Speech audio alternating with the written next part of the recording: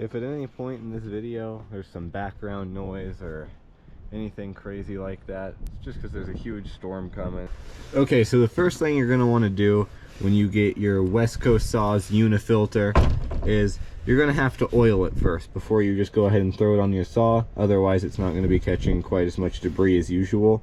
So what you're going to want to do, my preferred way, is go ahead and get your unifilter and then just start by taking off this hose clamp right here. It's going to be an 8mm socket, and on most of the Stihl saws you'll have to take a part off. It's also going to be 8mm. I just got a Craftsman one on this wrench right here. The next thing you're going to want to do is you're going to want to get some sort of dish, something that'll work to put some oil in. And I would definitely not recommend using spray oil. I would 100% say go with something more like this. This is let's see if we can get a focus here.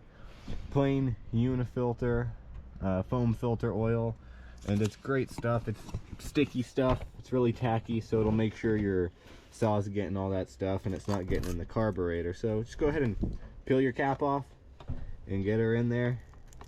And we're probably going to want to use a good amount. I believe there's another method that works really good, and also I'd recommend using some sort of gloves. I'm actually using some pink dishwashing gloves here, as you'll see in a second. I'm just getting them on right now. But this oil's pretty gross, so I wouldn't recommend getting it all over you, and you're gonna have to sponge this thing out. So just want to go ahead and really make sure it's getting all that oil. I like to rotate it at the start here.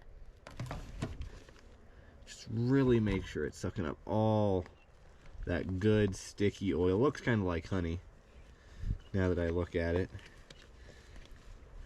Just make sure it's nice and saturated there.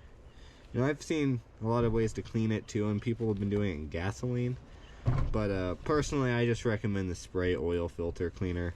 The spray cleaner works pretty good, but I don't recommend for these filters using the spray oil on it, simply because you're just not going to be getting the right amount of penetration that you really want. And you're just going to go ahead and squeeze all that excess oil out. It's going to be pretty messy, but you want your filter to be working peak capacity, of course. Yeah, that looks pretty good.